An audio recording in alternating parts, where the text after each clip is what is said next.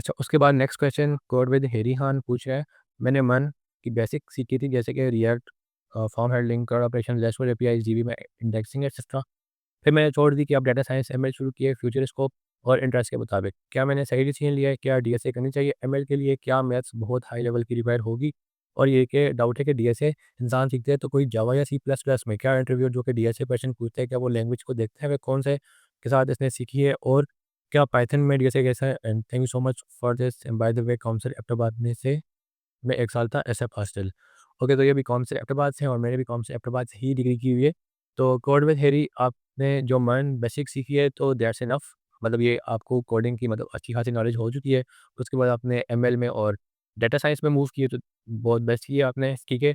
Second आपने ये question खींचे पूछ सेकंड आपने ये क्वेश्चन पूछे कि क्या ये डिसीजन ठीक था? हाँ, बिल्कुल ठीक था। और डीएसए करनी चाहिए एमएल के लिए, ऑफ कोर्स करनी चाहिए, ठीक है। ML engineer, AI engineer, data science पहले सॉफ्टवेयर इंजीनियर होते हैं, उसके बाद वो एमएल और एआई इंजीनियर होते हैं, ठीक है। तो आपको डीएसए बिल्कुल करनी चाहिए। और क्या मैथ्स बहुत हाई लेवल की रिक्वायर होगी? बहुत हाई लेवल की तो रिक्वायर नहीं होगी, लेकिन हाँ, बेसिक मैथ्स रिक्वायर होगी। अगर आपकी स्टैट्स, प्रोबेबिलिटी और डिफरेंशियल इक्वेशन ये अगर आपकी स्ट्रॉन्ग है, तो फिर आपको एमएल और डाटा साइंस करने में कोई मसला नहीं आने वाला। और फिर अगर ये क्वेश्चन है कि मैं डीएसए पाइथन में सीख सकता हूँ, यानी बाकी सी प्लस प्लस और जावा में सीखते हैं, तो आप डीएसए किसी भी लैंग्वेज में सीख लो। जो इंटरव्यूअर होता है वो आपसे प्रॉब्लम्स पूछते हैं, आपने सूडो कोड लिखना होता है। सूडो कोड मतलब ये इंग्लिश और प्रोग्रामिंग लैंग्वेज से मिलती-जुलती चीज़ होती है। आप सर्च करना आपको मिल जाएगी। तो सूडो कोड आप किसी भी लैंग्वेज में लिख सकते हो, पाइथन में भी लिख सकते हो, सी प्लस प्लस, जावा, इससे कोई फ़र्क नहीं पड़ता। और इंटरव्यूअर भी आपको बाउंड नहीं करेगा कि आपने सी प्लस प्लस या जावा में ही करना है। मोस्टली लोग सी प्लस प्लस और जावा इसलिए प्रेफ़र करते हैं क्योंकि वो highly object oriented programming languages हैं। पाइथन भी ऑब्जेक्ट ओरिएंटेड प्रोग्रामिंग है, लेकिन सी प्लस प्लस और जावा में थोड़ा कोड लिखना मुश्किल होता है। तो वो प्रेफ़र करते हैं कि हम अगर मुश्किल वाली चीज़ को फ़ॉलो करेंगे तो आसान जो पाइथन है, जावास्क्रिप्ट है, तो तुम्हारे लिए और आसान हो जाएगी। लेकिन आप पाइथन या जावास्क्रिप्ट में भी डीएसए कर सकते हो, इसमें कोई मतलब ही नहीं है।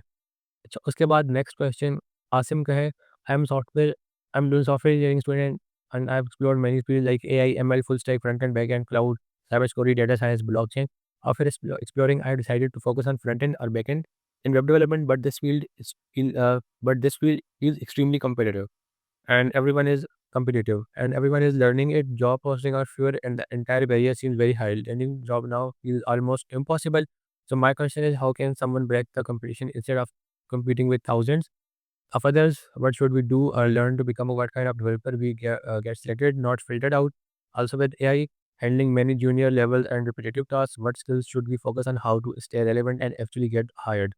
ओके आसम, आपने ना कोई भी फील्ड चूज़ करनी है और जैसा कि आपका इंटरेस्ट फ्रंट एंड और बैक एंड में था, तो गो फॉर इट। कोई कंपटीशन इसमें कोई इतना हाई नहीं है। मैं आपको बता रहा हूँ ना, पाकिस्तान सॉफ्टवेयर हाउस एसोसिएशन की रिपोर्ट के मुताबिक 82% स्टिल अनएम्प्लॉयड है। सिर्फ और सिर्फ 18% लोगों को ही जॉब मिल रही है। और बिलीव मी, अभी अगर हम आज की बात करें ना, आज की डेट की, तो आपने जाना है लिंक्डइन पे सर्च करना है, सबसे ज़्यादा जॉब लग रहे हैं ना, वो फ्रंट एंड बैक एंड वालों की है। मतलब AI, ML, data science, clouds और डेवऑप्स, और इसके अलावा अगर हम ब्लॉकचेन की बात करें, उनकी उतनी जॉब्स नहीं हैं जितनी ऐप डेवलपर और वेब डेवलपर्स की जॉब है। और ये आगे भी कंटिन्यू ही रहेगी क्योंकि पाकिस्तान में मोस्टली सर्विसेज बेस्ड कंपनीज़ है और वो वेब और ऐप की सर्विसेज प्रोवाइड करती हैं अक्सर कंपनीज़। तो वेब की जॉब्स कहीं भी नहीं जाने वाली। हाँ, आप स्टैंड आउट कैसे कर सकते हो? स्टैंड आउट करने का सिंपल सा तरीका है, आपने पहले ऊप सीखना है, डीएसए सीखना है और डीबी के थोड़े बहुत कॉन्सेप्ट सीख के उसके बाद आपने थोड़े से हाई लेवल प्रोजेक्ट्स बनाने हैं। अब मैंने पहले भी काफ़ी बार मेंशन किया हुआ है, आपने वेब सॉकेट्स सीख के सॉकेट्स के जो है ना वो वन टू वन कम्युनिकेशन के प्रोजेक्ट्स बनाएँ, चैट ऐप्स बना लें। इसके अलावा आप एलएमएस टाइप के प्रोजेक्ट्स बना लें जहाँ पर आप कुछ टीचर अपलोड कर सकते हैं, स्टूडेंट उसको वीडियो देख सकते हैं। आप इस टाइप के प्रोजेक्ट्स बनाओगे जहाँ पे कुछ लर्निंग मटेरियल होगा, तो आपको इंटरव्यू ना स्टैंड आउट करवाएगा बाकी हज़ारों इंजीनियर से, ठीक है? तो आपने कुछ एडवांस लेवल के प्रोजेक्ट्स बनाने हैं, तो आप ईज़िली स्टैंड आउट कर जाओगे। अच्छा, उसके बाद आमिर का क्वेश्चन है और उन्होंने तो बहुत ज़्यादा क्वेश्चन्स की एक लिस्ट दे दी है। चलिए मैं इनको वन बाय वन करके आंसर दे देता हूँ। I am planning to move into software engineering in future and I have few genuine questions to help me choose. Okay. Question one: what are the most common mistakes beginner make when starting software engineering, and what should be the practical roadmap to avoid those mistakes?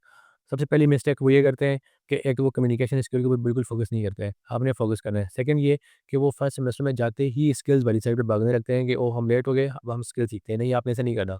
आपने पहले अपनी foundation strong करनी है। ऊप, DSA, programming fundamental, dB, ये सीख के उसके बाद आपने स्किल सीखनी है। ये मिस्टेक आपने नहीं रिपीट करनी। सेकंड क्वेश्चन ये है कि among web development, mobile application, AI, ML, data science, cloud, which field is likely to have the most stable and long-term demand from 2026 to 2030? अब इसके बारे में तो आपको कह नहीं सकता कि क्योंकि हर एक के इंटरेस्ट के ऊपर जो है ना, क्योंकि हर एक के इंटरेस्ट के ऊपर डिपेंड करते हैं। अब ऐसा ही अगर मैं अपनी बात करूँ, तो मैंने पहले वेब सीखी, उसके बाद फिर मैंने ऐप भी सीखा रिएक्ट डाटा में, और अभी मैं ब्लॉकचेन वाली साइड पे काम कर रहा हूँ, तो मेरे लिए ये इंटरेस्टिंग है। अब मुझे एआई, एमएल में जाने का कोई इतना ख़ास शौक नहीं है, तो अब बेशक आप एआई की और एमएल के जो है ना वो बहुत सारे एडवांटेजेस आप मुझे बता दें, मैं स्टिल ब्लॉकचेन में ही रहूँगा, ठीक है?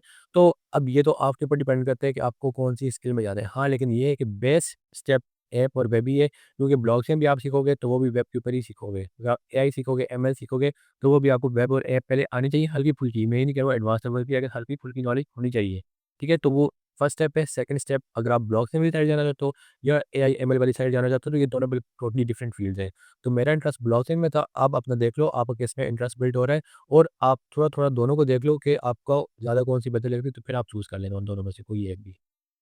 तीसरा क्वेश्चन ये पूछ रहे हैं कि फॉर रिमोट जॉब और freelancing from Pakistan which software engineering field is more realistic and high paying web, AI, data science, DevOps, and which entry-level skills are currently in demand? Okay, remote jobs, to be very honest, blockchain की ज़्यादा है आजकल, ठीक है? और आगे भी ज़्यादा होगी, क्योंकि क्रिप्टो करेंसी बहुत ज़्यादा इवॉल्व हो रही है। अभी जो है ना इंडस्ट्री वेब 2 से वेब 3 की तरफ शिफ्ट हो रही है, तो ब्लॉकचेन बहुत हाई डिमांड में और बहुत हाई पेइंग जॉब्स हैं ब्लॉकचेन की। तो according to me I think blockchain is most highly paid. फिर क्वेश्चन ये 4 पूछ रहे हैं कि if someone does have a CS and SE degree and self if someone does not have a CS and SE degree and self taught programmer, what level of portfolio projects are required to realistically land a job in software engineering? Okay, किसी के पास CSE की degree नहीं है, तो उसको क्या करना है कि सबसे पहले उसने सॉफ्टवेयर डेवलपमेंट लाइफ साइकिल सीखना है कि सॉफ्टवेयर डेवलपमेंट लाइफ साइकिल होता किस तरह है। वो प्लान से स्टार्ट होता है, then requirements gathering phase, then designing phase, फिर डेवलपमेंट फेज, फिर टेस्टिंग फेज, और फिर मेंटेनेंस फेज होता है। वो सारा सीखना नहीं है, उसको एटलीस्ट इसके बारे में पता होना चाहिए। सेकंड, वो ऑब्जेक्ट ओरिएंटेड प्रोग्रामिंग पे थोड़ा बहुत फोकस करे, उसके ऊपर थोड़े क्वेश्चन सॉल्व करे। थर्ड थिंग, वो डाटा स्ट्रक्चर्स एल्गोरिदम सीखे। और फोर्थ थिंग ये है कि उसके पास अच्छी खासी नॉलेज होनी चाहिए किसी एक स्किल के ऊपर। अब वो कोई भी हो सकती है, वो वेब हो सकती है, एआई हो सकती है, एमएल, डेटा साइंस, कोई भी हो सकती है। उसने पहले एक स्किल सीख के उसके ऊपर अच्छे-अच्छे 5 अच्छे एडवांस लेवल के प्रोजेक्ट्स बना लेने हैं, और उसके बाद उसे अपना पोर्टफोलियो रेडी करना है। और वो जो प्रोजेक्ट्स होंगे उनको उसने डिप्लॉय भी किया, वो यानी अपने रिक्रूटर उन प्रोजेक्ट्स को लिंक के थ्रू विज़िट करना चाहे तो वो कर सके। ऐसा ना हो कि वो प्रोजेक्ट सिर्फ़ और सिर्फ़ आपके ही लैपटॉप पे हो। आपने उनको डिप्लॉय करना है, उनका लिंक बनाना है। तो ये अगर आप पोर्टफोलियो होगा तो आप बगैर डिग्री के भी आप जो है ना वो एडजस्ट हो सकते हो। थोड़ा-सा मुश्किल होगा, लेकिन हो सकते हो। फिर क्वेश्चन 5 ये पूछ रहे हैं कि are field like web development already saturated? If yes, which niche fields within software engineering still have relatively low competitive and high demand? Okay, web development saturated हो चुकी है, मोस्ट लोग इसमें हैं, हाँ, हो चुकी है, लेकिन आप क्या कर सकते हो कि वेब डेवलपमेंट पहले सीख के, यानी वो फर्स्ट स्टेप है, उसके बाद आप सेकंड स्टेप ब्लॉकचेन वाली साइड जा सकते हो या आप एआई वाली साइड जा सकते हो। मुझे दोनों ही बहुत हाईली पेड फील्ड्स हैं। फिर क्वेश्चन 6 ये पूछ रहे हैं कि after the rise of AI tools like Copilot and GPT in demand for junior engineering decreasing, which skills should future engineers focus to avoid being replaced by AI? AI आपको replace कभी भी नहीं करेगा, आप बेशक कोई भी स्किल सीख लो, एआई आपकी हेल्प के लिए है, ठीक है? हाँ, हो सकता है कि आगे कोई 20-25 साल के बाद एआई इतना एडवांस हो जाए कि वो सॉफ्टवेयर इंजीनियर्स को ही रिप्लेस कर दे, तो उसके बारे में अभी कुछ कहा नहीं जा सकता, लेकिन अभी के लिए 5 या 10 साल के लिए तो कोई कभी भी एआई आपको कभी भी रिप्लेस नहीं कर सकता। सिर्फ़ और सिर्फ़ रिप्लेस करेगा कॉपी पेस्टर्स को, तो आपने प्रॉब्लम सॉल्वर बनना है, इंजीनियर बनना है, ना कि सिर्फ़ और सिर्फ़ कॉपी पेस्टर जो कि चैटजीपीटी से जो है ना वो कोड कॉपी करके और पेस्ट करेगा, आपने वो नहीं बनना। अगर आपने वो बन गए तो आप बहुत ईज़िली रिप्लेस हो जाओगे। आपको कोई भी प्रॉब्लम आती है, आप चैटजीपीटी या कोई भी आप एआई का मॉडल उठाओ, उसको बोलो कि ये मुझे समझाए। वो आपको ऐसे समझाएगा ना कि आपको फिर अपने टीचर की समझाई हुई बात भी सही नहीं लगेगी। क्योंकि वो आपको बहुत ही बेसिक से समझाएगा। इवन कि अगर आपको यहाँ तक भी प्रॉब्लम आ रही है कि इफ़ कंडीशन के अंदर जब भी हम इफ़ लिखते हैं तो आप उससे ये पूछो कि हम इफ़ क्यों लिख रहे हैं यहाँ पर? आईएफ क्यों लिख रहे हैं? कुछ और क्यों नहीं लिख रहे? तो आपको वो भी समझाएगा, जो कि क्लास में ये टीचर्स नहीं बताते हैं, ठीक है? तो आपने एआई को अपने लिए यूज़ करना है, ना कि आपने ये सोचना है कि एआई मुझे रिप्लेस कर देगा। उसके बाद नेक्स्ट क्वेश्चन है जलाल का। अ रिव्यू ऑन अपना college paid course should I buy? Okay, अपना कॉलेज मतलब वो शरदा और अमन दत्तरवाल, उनका आप कह रहे हो, तो वो जो शरदा है जो कि सॉफ्टवेयर इंजीनियर है एक्स माइक्रोसॉफ्ट की, तो पर्सनली मैंने भी उनके चैनल से काफ़ी कुछ सीखा है। इवन जब मैं डिग्री कर रहा था तो मैं उनसे काफ़ी कुछ सीख रहा था, तो मैंने कभी उनका पेड कोर्स बाय नहीं किया। तो आपने क्या करना है कि आप खुद ही रिव्यू कर लो उसको, मैं तो पेड कोर्स उनका बाय नहीं करूँ क्योंकि अभी मुझे नीड नहीं है। लेकिन वो जो शरारत है वो काफ़ी अच्छी है, उसकी कम्युनिकेशन स्किल भी अच्छी है, उसका नॉलेज भी बहुत हाई लेवल के ऊपर है। तो आप अगर बाय करना चाहते हो तो कर लो। मैं कोई इसका रिव्यू अभी नहीं दे सकता क्योंकि मैंने देखा हुआ नहीं है उनका कोर्स। सैफुल्लाह उसके बाद नेक्स्ट क्वेश्चन पूछ रहे हैं कि OOP C plus plus second semester में है। आप प्लीज़ एक वीडियो बनाओ इसके ऊपर। अच्छा मतलब ये ऊप के ऊपर एक वीडियो बनाओ, तो मैं बहुत जल्द इंशाल्लाह इस चैनल के ऊपर एक कोर्स अनाउंस करूँगा फुल स्टैक वेब डेवलपमेंट का, और वो कोर्स इंशाल्लाह इंडस्ट्रियल नीड के अकॉर्डिंग होगा कि इंडस्ट्री को क्या चाहिए, ठीक है? तो उसके बाद फिर मैं ज़रूर कोशिश करूँगा कि डीएसए के ऊपर और ऊप के ऊपर और फिर फंडामेंटल्स इन सब के ऊपर फिर मैं लेक्चर्स लेकर आता रहूँगा, इंशाल्लाह पूरी कोशिश करूँगा। फिर उसके बाद बेन नेक्स्ट क्वेश्चन पूछ रहे हैं कि आपको काकोल में कैसे जॉब मिली थी और इंटरव्यू में क्या पूछा था आपसे?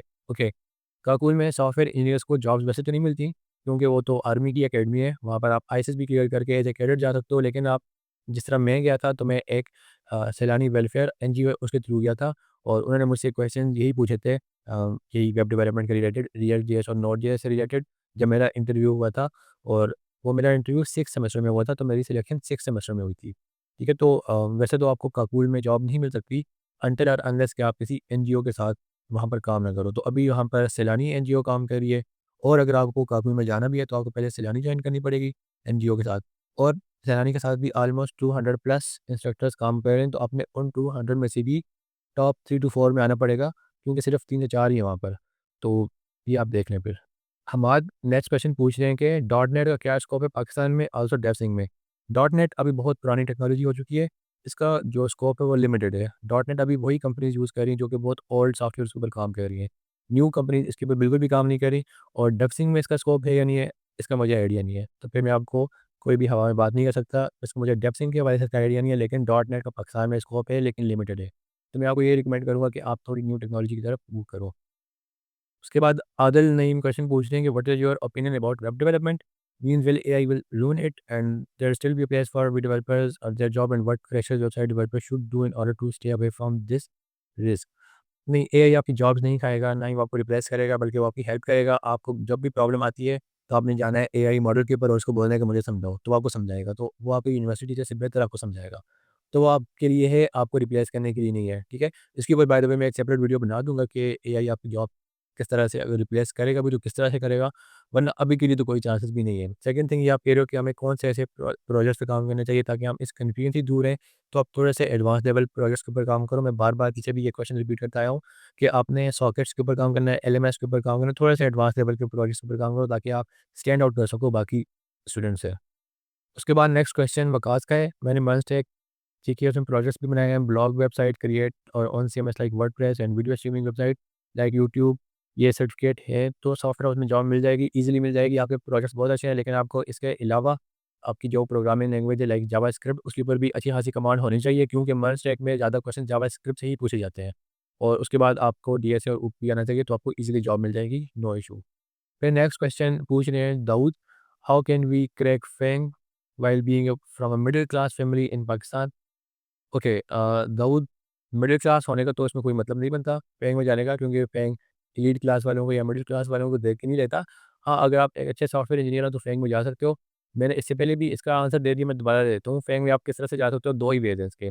फैंग पाकिस्तान से डायरेक्ट हायरिंग करती नहीं है, बेशक आप मिडिल क्लास से हो या एलीट क्लास से हो या पुअर क्लास से हो, इससे कोई मतलब नहीं है। पाकिस्तान से वो हायरिंग नहीं करती।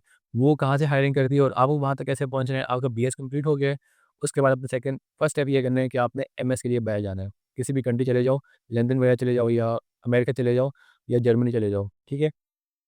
एमएस वहाँ पर कंप्लीट करो, उसके बाद आप अप्लाई करो एमएस के बाद फेंग में। अगर तो ले लिया ठीक है, नहीं लिया तो आप वहाँ पर जाके किसी भी स्टार्टअप में काम करो, मतलब छोटे सॉफ्टवेयर हाउसेज़ में। वहाँ पर काम करने के 2 से 3 साल के एक्सपीरियंस गेन करने के बाद आपने फिर फेंग में अप्लाई करना है, तो अब इस बात के हाईली चांसेज़ हैं कि वो आपको रख लेंगी। सेकंड स्टेप इसका ये है कि आप यहाँ से मूव करो गल्फ़ कंट्रीज़ में, यानी दुबई या सऊदी अरब। वहाँ पर आप 2 से 3 साल का एक्सपीरियंस लो और उसके बाद वहाँ से आप अप्लाई करो, तो आप फेंग में जा सकते हो। सेम वही वाला प्रोसेस फर्स्ट वाला। ठीक है? या तो रिजेक्ट हो जाओगे या तो सिलेक्ट हो जाओगे, अगर आपके पास स्किल अच्छी है।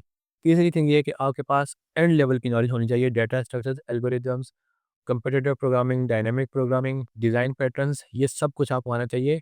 वो जो है ना, वो रिएक्ट जेएस और नोड और नेक्स्ट इनके ऊपर नहीं लेते, वो लेते हैं प्योर प्रॉब्लम सॉल्वर इंजीनियर्स को।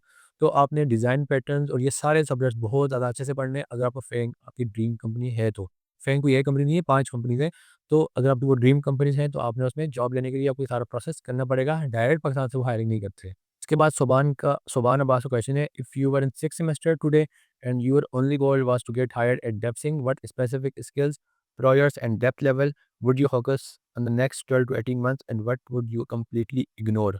ओके, ये मुझसे पूछ रहे हैं कि अगर मैं 6th सेमेस्टर में होता तो मैं क्या ऐसे प्रोजेक्ट्स पे काम करता ताकि मुझे डेवसिंग हायर कर लेती। तो डेवसिंग हायर करने के लिए एक ही चीज़ है, आपको एक अच्छा सॉफ्टवेयर इंजीनियर बनना है, एक अच्छा प्रॉब्लम सॉल्वर बनना है, क्योंकि डेवसिंग भी टॉप की क्रीम ही रहती है पूरे पाकिस्तान यूनिवर्सिटीज़ में से, पाकिस्तान के ओवरऑल यूनिवर्सिटी में से।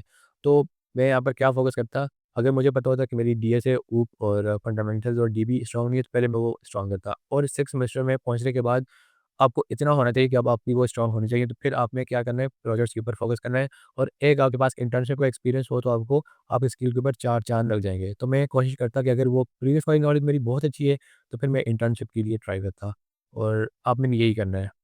सुभान नेक्स्ट क्वेश्चन ये पूछ रहे हैं कि व्हेन डेफिंग interview fresh grad do you value a strong fundamental in one stack और basic knowledge of multiple stacks, for example being very strong in one better than being average in one plus Python plus Java, being strong in one tech stack। ठीक है, आपने मन सीखनी है, जावा सीखनी है या पाइथन सीखनी है, आपने कोई एक चीज़ पकड़नी है और उसके ऊपर स्ट्रॉन्ग फंडामेंटल्स गेन करने हैं। ये being average in every field ये कोई ज़्यादा अच्छी चीज़ नहीं है। आपने एक चीज़ फोकस करनी है और उसी के ऊपर चलना है आगे भी। उसके बाद नेक्स्ट क्वेश्चन मोहम्मद साद अली अब्बास पूछ रहे हैं, पीपल से AI will so good in web development day by day, AI will replace it and so saturation in this field web development, what's your opinion on this statement?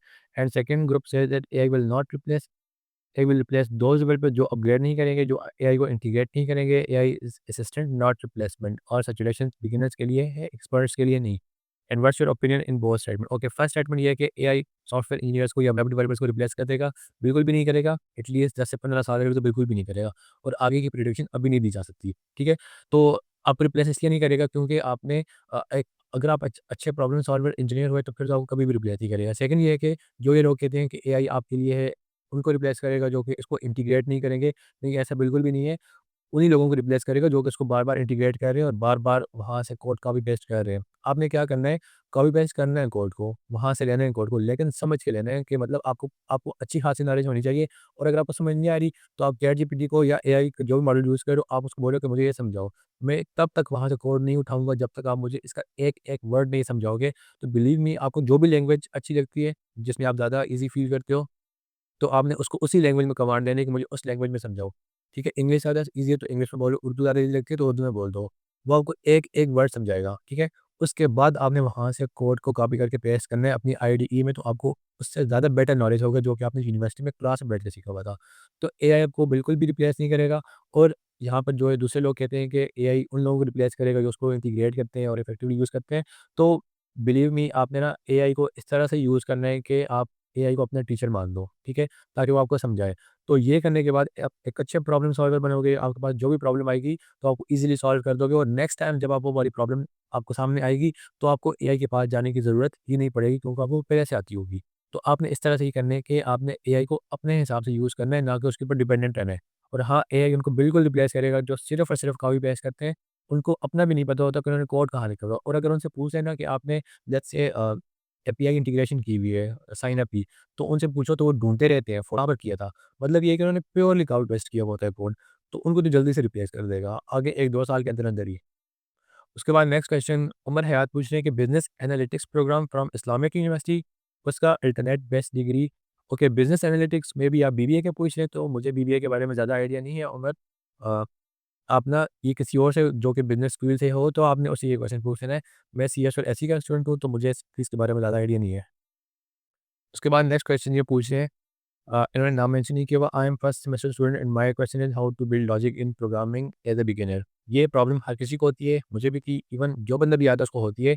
आपकी logics नहीं बनती, सिर्फ़ और सिर्फ़ प्रैक्टिस करनी है। आपने एक टॉपिक उठाना है, लाइक एरेज़ उठाया और एरेज़ में आपने 20 से 25 क्वेश्चन सॉल्व कर लिए। उसके बाद फंक्शंस उठाए, पॉइंटर्स, और आपने कोई भी टॉपिक उठाया, आपने ऑब्जेक्ट ओरिएंटेड प्रोग्रामिंग के टॉपिक्स उठाए, इनहेरिटेंस, पॉलीमॉर्फिज्म, उनके ऊपर आपने अच्छे-अच्छे क्वेश्चन सॉल्व करने हैं।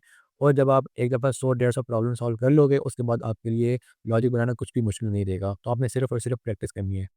उसके बाद नेक्स्ट क्वेश्चन वेब पर्पज़, इन्होंने नाम मेंशन नहीं किया, वो पूछ रहे हैं कि I am a software developer around 2 years of hands on experience. I want to know how experienced developer know the syntax और what to put in specific things, how they know everything, how to achieve this kind of thing. After free from office, I spend 1.5 hour to learn new things, 1.5 hour for revision old concepts, and 1 hour of DSA.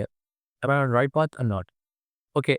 अच्छा, जो जितने भी software engineers होंगे वो syntax याद नहीं करते, ठीक है? उनको खुद ही आइडिया लग जाता है कि ऑथेंटिकेशन कहाँ पर रखनी है, नेम बार कहाँ रखना है, फुटर कहाँ रखना है और होम पेज कहाँ पे रखना है और उनकी एपीआईज़ कहाँ पर आएँगी, प्रोडक्ट की एपीआईज़ कहाँ पर आएँगी, ऑर्डर्स की एपीआईज़ कहाँ पर आएँगी, वो सिंटैक्स याद नहीं करते, वो फ्लो को देख के समझ जाते हैं।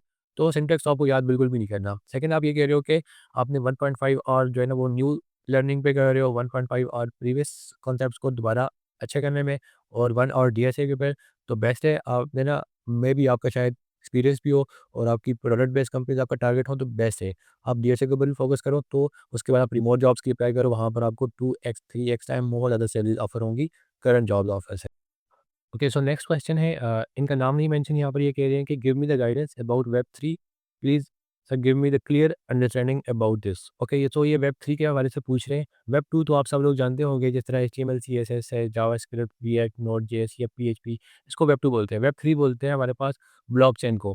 ठीक है, यहाँ पर ये होता है कि वेब 2 में दरमियान हमारे पास कोई मीडियम रहता है, जैसे गूगल हो गया, फेसबुक हो गया, अगर हम कोई भी डेटा वहाँ पर पोस्ट कर रहे हैं, रीड कर रहे हैं, सेंड कर रहे हैं, तो उनका डेटाबेस दरमियान में एज ए मीडियम के तौर पर है। ठीक है, और जो वेब 3 होता है उसमें दरमियान में कोई मीडियम नहीं होता, वो ब्लॉकचेन है, स्मार्ट कॉन्ट्रैक्ट्स और डिसेंट्रलाइज्ड ऐप्स, इसको हवाले से हम वेब 3 के बोलते हैं। तो ये भी पूछ रहे हैं कि मुझे इसके हवाले से कुछ गाइडेंस चाहिए। वैसे तो मैं ब्लॉकचेन के ऊपर एक अलग से कंप्लीट वीडियो लेकर आऊँगा कि आपको बिल्कुल स्टार्ट से गाइड करूँगा कि ब्लॉकचेन में अगर आप अपना करियर स्टार्ट करना चाह रहे हो, तो आपको क्या-क्या करना चाहिए। पर्सनली मैं खुद भी ब्लॉकचेन में काम कर रहा हूँ, तो ब्लॉकचेन में काम करना कोई इतना ईज़ी नहीं है कि आप लोग ना डायरेक्ट ही बस ब्लॉकचेन में जंप कर जाओगे। पहले आपको वेब 2 सीखनी है। वेब 2 मतलब ये है कि आप पहले एचटीएमएल से स्टार्ट करो, फिर आते-आते रिएक्ट करो, फिर नोड.जेएस, फिर डेटाबेस, और आप लोग वेब 2 में एटलीस्ट 10 टू 15 प्रोजेक्ट्स कंप्लीट करने के बाद फिर आप लोगों ने वेब 3 में जंप करना है और फिर आपने स्टार्ट जो है ना वो सॉलिडिटी से करना है। ईथर.जेएस कर सकते हो, इथेरियम बेस्ड स्मार्ट कॉन्ट्रैक्ट्स आप लिखना जो है ना वो शुरू कर सकते हो।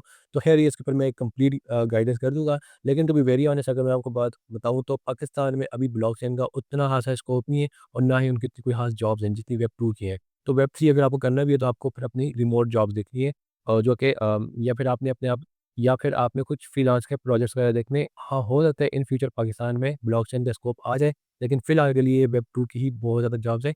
वेब 3 की अभी इतनी खास जॉब्स अनाउंस नहीं हुई पाकिस्तान में। उसके बाद काफ़ी सारे क्वेश्चन, तकरीबन मेरे ख्याल से 5 से 6 क्वेश्चन डेटा साइंस से रिलेटेड थे। तो वो मैं ऐसा करता हूँ, सारे क्वेश्चन रीड करके उनका आंसर मैं आपको एक ही टाइम पर दे देता हूँ।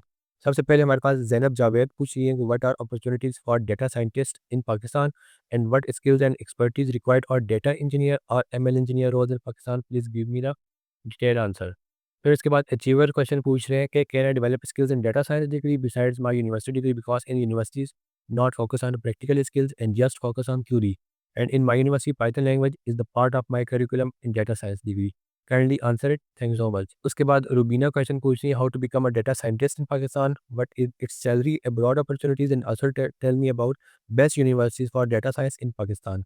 उसके बाद मोहम्मद बिलाल पूछ रहे हैं, काइंडली ये बता दें, मर्न AI data science data analytics को अगर कोई भी प्रेशर चूज़ करता है तो कितना प्रिपेयर करें कि इंडस्ट्री के लिहाज से आपने कहा कि डीएसए पीएफबी करना है तो टफ हो जाता है, काइंडली गाइड कर दें।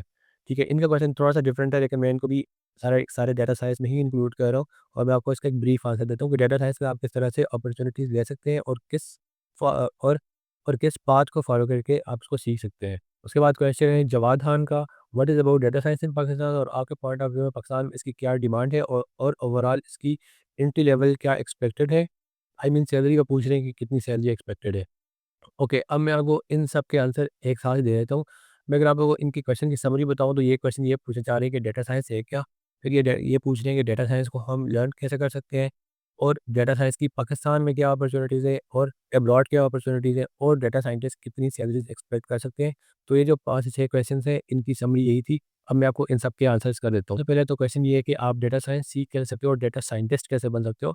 अब इसके नाम के साथ ही डेटा साइंटिस्ट है, इट मीन्स के साइंटिस्ट। साइंटिस्ट कौन होता है? जिसने पीएचडी की हुई हो और पोस्ट डॉक्टरेट, उसके बाद उसने 10 से 12 साल का एक्सपीरियंस हो using a lot of different publishing research papers, तो उसको हम डेटा साइंटिस्ट बोल सकते हैं। एक बीएस लेवल वाला बंदा खुद को डेटा साइंटिस्ट नहीं बोल सकता। हाँ, वो खुद को इंटर्न बोल सकता है कि वो इंटर्नशिप कर रहा है डेटा साइंस में, लेकिन to be very honest data science का पाकिस्तान में बहुत लिमिटेड स्कोप है।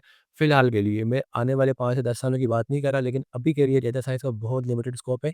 पाकिस्तान में जो ज़्यादातर अपॉर्चुनिटीज़ होती है ना, वो वेब डेवलपर, ऐप डेवलपर या स्मॉल एआई इंजीनियर्स उनकी होती हैं। डेटा साइंस एक बहुत वास्ट फील्ड है, लेकिन मैं आपको बताता हूँ कि आप अगर डेटा साइंस सीखना चाहते हो तो आप स्टार्ट कहाँ से कर सकते हो। ओके, तो सबसे पहले जो फर्स्ट स्टेप होगा, आपने एक लैंग्वेज चूज़ करनी है। वैसे तो आप आर लैंग्वेज भी चूज़ कर सकते हो, ये स्टैटिस्टिक्स की प्रोग्रामिंग लैंग्वेज है, उसमें स्टैटिस्टिकली मॉडल बहुत ज़्यादा ईज़िली ट्रेन हो जाते हैं। लेकिन ये है कि आपने पाइथन चूज़ करो तो ज़्यादा बेहतर रहेगा, क्योंकि पाइथन में आप एआई और एमएल भी इम्प्लीमेंट कर सकोगे।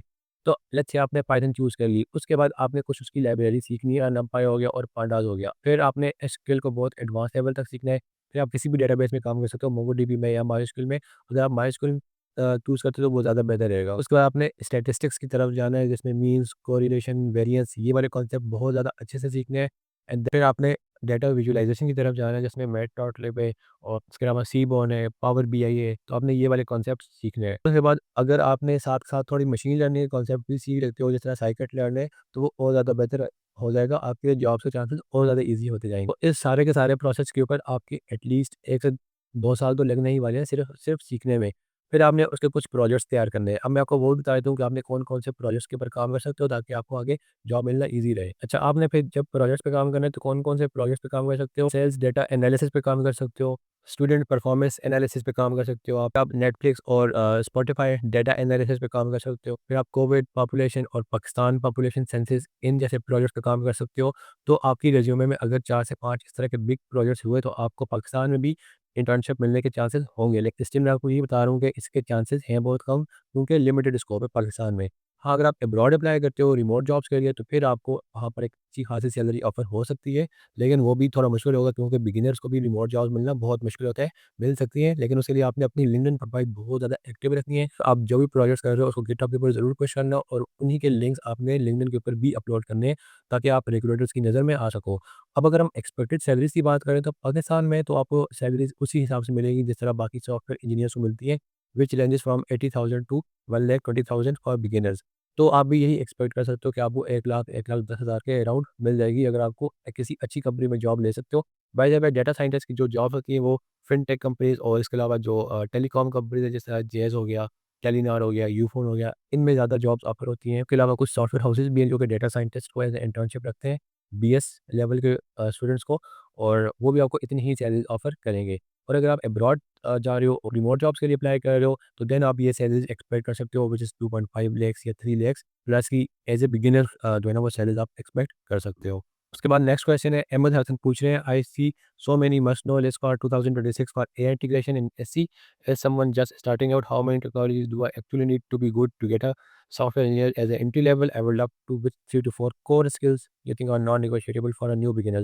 तो आप अगर 3 से 4 जो कोर स्किल्स की बात कर रहे हो, तो ये है कि आप programming fundamentals, object oriented programming, databases and data structures algorithm, और इसके अलावा आप कोई सी भी स्किल सीख लो, बेशक वो वन स्टैक की सीख रहे हो, ऐप डेवलपमेंट की सीख रहे हो, रिएक्ट नेटिव, फ्लटर या गेम डेवलपमेंट की सीख रहे हो, या एआई एमएल की कर रहे हो, तो आपने उसके अंदर एटलीस्ट 5 टू 6 डिसेंट प्रोजेक्ट्स बना के गिटहब के ऊपर और लिंक्डइन के ऊपर पुश करना है। उसके बाद आप ऐसे एंट्री लेवल एक गुड इंजीनियर के तौर पर डिफरेंट कंपनीज में हायर हो सकते हो। नेक्स्ट क्वेश्चन ज़ैनब जावेद पूछ रही है कि इस software engineering is all about website development? नहीं ज़ैनब, ऐसा नहीं है कि सॉफ्टवेयर इंजीनियरिंग सिर्फ और सिर्फ वेब डेवलपमेंट का नाम है।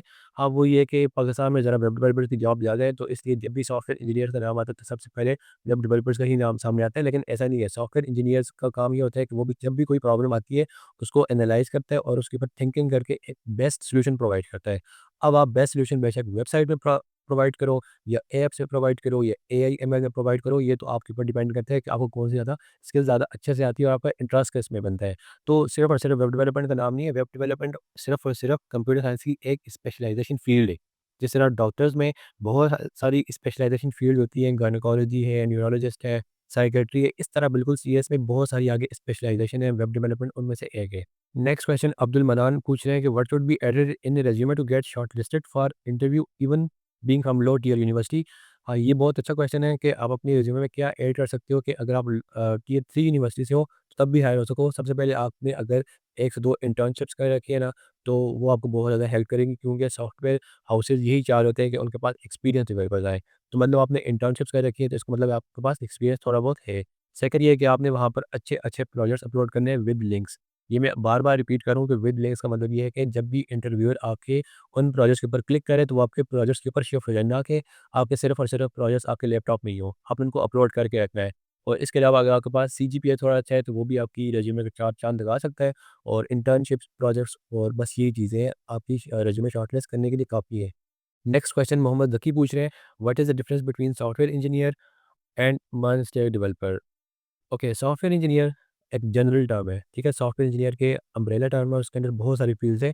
फुल स्टैक डेवलपर भी उसमें एक फ़ील्ड है। आप ऐप डेवलपर बन सकते हो, गेम, एआई, एमएल, ये सारे के सारे सॉफ्टवेयर इंजीनियर्स होते हैं और फुल स्टैक उनमें से एक फ़ील्ड है। एग्ज़ैक्टली जैसे एमबीबीएस में एक डॉटर फ़ील्ड होती है, उसके बाद अम्ब्रेला फ़ील्ड है, उसके बाद अंडर काफ़ी सारी फ़ील्ड्स हैं like gynaecology, neurologist, psychiatrist, eye specialist, TMT, तो ये फुल स्टैक भी उनमें उनमें से एक स्पेशलाइज़ेशन है। नेक्स्ट क्वेश्चन मुनीब खान पूछ रहे हैं कि मैं फ्रंट एंड के लिए रिएक्ट या चूज़ कर रहा हूँ, बैक एंड के लिए लारावेल वैसे या एक्सप्रेस करूँ, तो आई थिंक लारावेल भी ठीक है, लेकिन उसकी भी जो है ना जॉब्स बहुत ज़्यादा लिमिटेड है पाकिस्तान सॉफ्टवेयर इंडस्ट्री के अंदर। लेकिन लारावेल अब खुद काफ़ी अपग्रेड कर दिया है, लेकिन स्टिल जॉब्स थोड़ी लिमिटेड है पीएचपी की वजह से। और बहुत सारे लोग पीएचपी को डेड लैंग्वेज बोलते हैं, डेड तो नहीं कह सकते, लेकिन स्टिल उसकी लिमिटेड स्कोप है। तो बेस्ट यही है कि आप एक्सप्रेस और नोट जेएस वाली साइट ही जाओ, उनकी जॉब ऑफर ज़्यादा है और वो आपको वहाँ पर सैलरीज़ भी थोड़ी अच्छी देखने को मिल जाएँगी।